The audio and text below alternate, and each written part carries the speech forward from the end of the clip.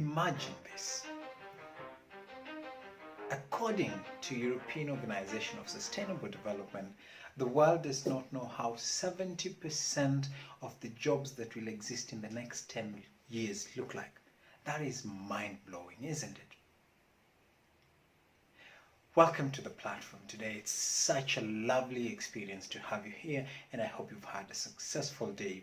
And today, let's talk about the future of work and careers. In November last year, I attended a summit of development finance institutions in Durban, and one of the things that was discussed was the future of work. So increasingly, the job setup being defined in terms of the 4.0s of the sectors. So industrialization 4.0, agriculture 4.0, finance 4.0, and whatnot. This being in reference to how the fourth industrial revolution is making other sectors of the economy to realign their offerings. As you may be aware, the world has undergone 3 industrial revolutions, that is mechanization through water and steam power, mass production in assembly lines, and automation using information technology.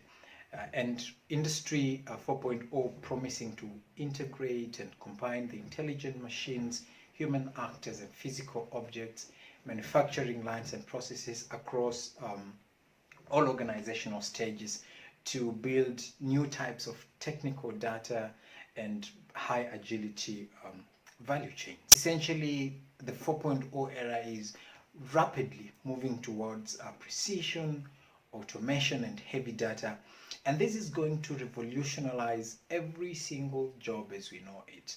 With that revolution, the future of careers and work does not look like anything we know right now. Obviously, this is mind-blowing, and it calls for reflection on many things. For example, how adaptable are our education systems as we impart skills and knowledge? How sure are we that this is going to remain relevant? And this is particularly critical for African economies and governments, because African nations seem to see so between aligning their educational systems to the current needs of their economies and developing a workforce that is adequately adaptable to meet the challenge of future disruption. Today, however, we are not here to discuss the challenge to the policymaker. That is a much bigger conversation. Today, we are here to reflect on what this eventuality means to a young professional who intends to start a career or who has just started their professional journey. And because the context of this conversation is in Africa, let me first start by answering a fundamental question. Should a professional in Africa really bother to adapt themselves to be relevant in the 4.0 era?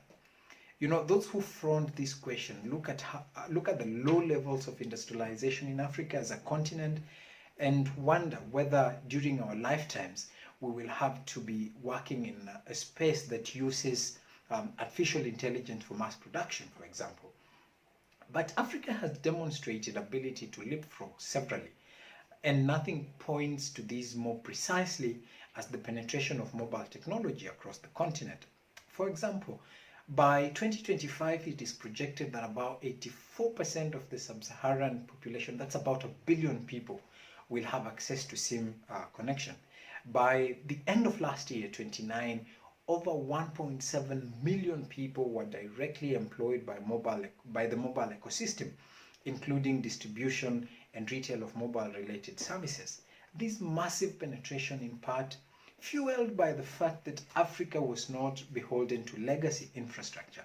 You know, so while a few years ago, the fact that we didn't have landlines in our villages was a disadvantage, it provided the incentive for adoption of mobile technology, unlike other places like Europe. And you have seen the inventions that have come from that space, with Africa leading the charge, really. So yes, Africa can leapfrog into the 4.0 era, and in fact, to maintain a competitive advantage, the African enterprise has no option but to radically adapt to to be able to retain any market share in this disruptive period. In any case, as Africa's population grows, even a traditionally managed sector like agriculture will have to rapidly evolve and embrace precision to be able to meet the evolving demand. So what this means is that a young professional or an entrepreneur who will remain active in the market over the next decade must start to prepare themselves to be relevant. And significantly, COVID-19 has altered the work landscape in a way that will remain substantially irreversible. However, even before COVID-19, technology had already started accelerating change of how people work. It had allowed collaboration and creation of teams of people based far away from each other. And in addition, as younger generations become part of the workforce, they challenge the traditional norms, contributing to evolution of the workspace. And this trend will definitely continue, with professionals being required to develop ability to work in multicultural teams. So in this era that will be characterized by consumer preference for convenience and instantaneity, or rather speed and precision, how does one position themselves to remain relevant and competitive? A key aspect of answering this question lies in realizing that every profession must now position itself to be proactive and not reactive. In the other industrial setups, work was modeled to react to a customer need, request, or complaint. The 4.0 presupposes that engagement has to be proactive, where, according to a research by Deloitte, you have to create intentionally designed experiences that guide customers and partners based on a very intimate understanding of their situation and circumstances. This suggests several things.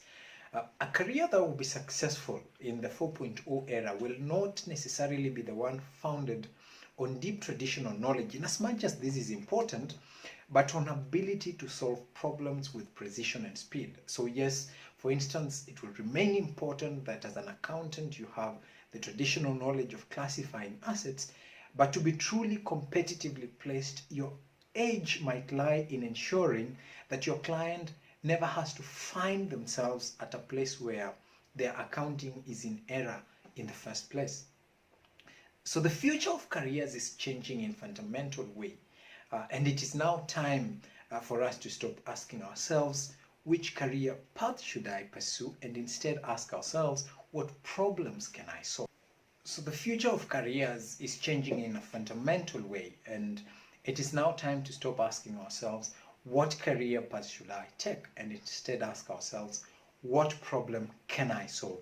So we must stop pigeonholing ourselves in classes as lawyers or accountants or engineers, and instead seek multiple skill sets that will allow us to proactively solve problems for clients.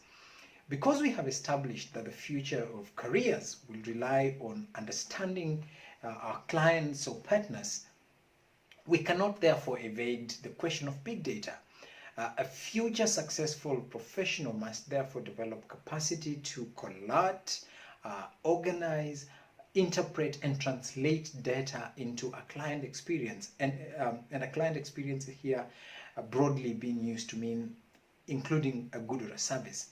Now, moving away from what appears as an abstract theory, what does this mean in practical terms? What does this mean for a student who is deciding what career path to take?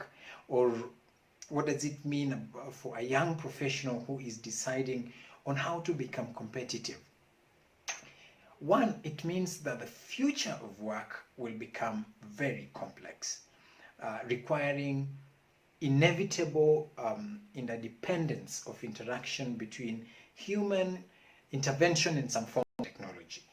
As such, even vocational training, as we know, it has to change so that it intermarries both acquisition of technical skills and an understanding of technology. Secondly, it means that acquisition of multiple skills will become the new norm. Essentially, the more interrelated problems as a professional you can solve, the more relevant you will become. So the future career appears, in my view, as one founded on ability to actively predict problems, including interrelated ones, proactively design solutions, and conveniently and instantly deploy those solutions to your clients. And all these will require different skill sets. Thirdly, understanding your clients will be key. The future consumer is the one that says several things. First, I like a service provider that gets me, so who has intimate knowledge. Second, I want everything immediately, so speed. And thirdly, I don't want to be bored while at it, so it has to be entertaining, it has to be pleasurable. So this would tell me something, that a successful business of tomorrow will be the one that catalogs every interaction that they have with the client and develop custom solutions. And so a successful profession is one that has skill sets to undertake that. Now, ability to communicate and collaborate will remain critical. Here, there is something noteworthy. Traditional forms of communication such as letters and emails seem ill-equipped to remain useful in this disruptive age. A current consumer, for example, uses WhatsApp, which provides transparency in terms of having seen information. You cannot expect that same consumer to rely on an email where they don't know whether the person they are communicating with has already received the information.